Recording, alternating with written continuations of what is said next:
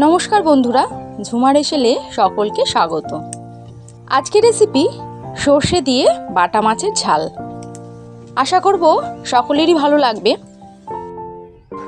যদি ভালো লেগে থাকে তাহলে অবশ্যই কমেন্ট করে জানাবেন, আর সাথে একটা লাইক ও শেয়ার করে দেবেন। আর আমার পরবর্তী ভিডিওর আপডেট পাওয়ার জন্য চ্যানেলটি সাবস্ক্রাইব করে রাখার অনুরোধ রইল।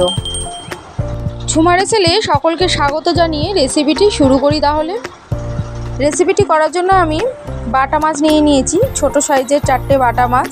সেটাকে নুন, হলুদ আর তেল দিয়ে ভালোভাবে মাখিয়ে আমি মিনিট 10-15 মতন রেখে দেবো।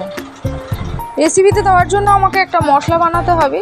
তার জন্য আমি 1 চামচ করে কালো সর্ষে, সাদা সর্ষে এবং পোস্ত নিয়ে আধ ঘন্টা জলে ভিজিয়ে রেখে দেবো এবং এটার সঙ্গে কাঁচা লঙ্কা দিয়ে একবারে পেস্ট করে নেব। লঙ্কাটা আপনারা আপনাদের টেস্ট অনুযায়ী ব্যবহার করবেন। 1 চামচের মতন আদা বাটা নিয়েছি আর একটা বড় সাইজের টমেটোকে পেস্ট করে রেখে দিয়েছি। কড়াতে পরিমাণ মতন সর্ষের তেল নিয়ে নিয়েছি। তেলটা যখন ভালোভাবে গরম হয়ে যাবে তখন মাছগুলোকে ভেজে নেব। তবে কিন্তু খুব কড়া করে ভাজবো না, একটু হালকাভাবে ভাজবো। এই রেসিপিতে মাছটা যদি খুব কড়া করে ভাজা হয় তাহলে একেবারেই খেতে ভালো লাগবে না। মাছগুলো আমার ভাজা হয়ে গেছে, এবার এটাকে তুলে রেখে দেবো এবং ওই তেলেতেই ফোড়ন দিয়ে দেবো কালো জিরে আর কাঁচা লঙ্কা। কাঁচা লঙ্কাগুলো আমি মাঝখান দিয়ে চিড়ে নিয়েছি। হালকা লো ফ্লেমে একটু নেড়ে চেড়ে ভেজে নেব। এরপর এর মধ্যে দিয়ে দেবো আদা বাটাটা। গ্যাসের ফ্লেমটা কিন্তু লোতেই রেখে দেবো, নাহলে আদাটা তাড়াতাড়ি করে পুড়ে যায়। তো এইভাবেই নেড়ে চেড়ে খানিকক্ষণ ভেজে নেওয়ার পর 1 চামচ হলুদ গুঁড়ো আর 1 চামচ লঙ্কা গুঁড়ো এর মধ্যে দিয়ে দিলাম। এর ফলে এই রেসিপির কালারটা খুব সুন্দর আসবে, তাই প্রথমেই আমি জিনিসটা অ্যাড করে দিলাম। তারপর দিয়ে দিলাম টমেটো পেস্ট। ভালোভাবে এটাকে কষিয়ে নেব, টমেটোর কাঁচা গন্ধটা যাতে চলে যায়। এই কষাতেই আমি এর মধ্যে দিয়ে দিলাম নুন আর চিনি। চিনিটা অবশ্যই দেবেন, না হলে এই রেসিপির টেস্টটা ঠিক পাবেন না।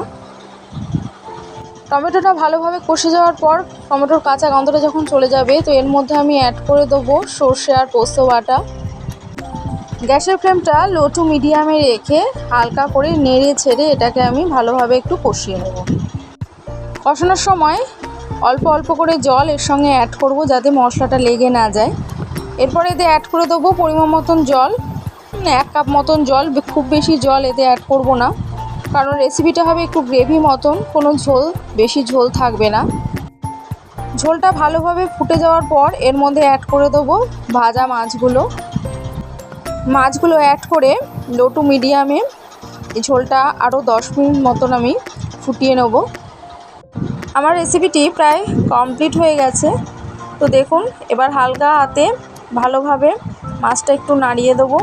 নিচে লেগে গেছে কারণ খুব কম জল ছিল এতে।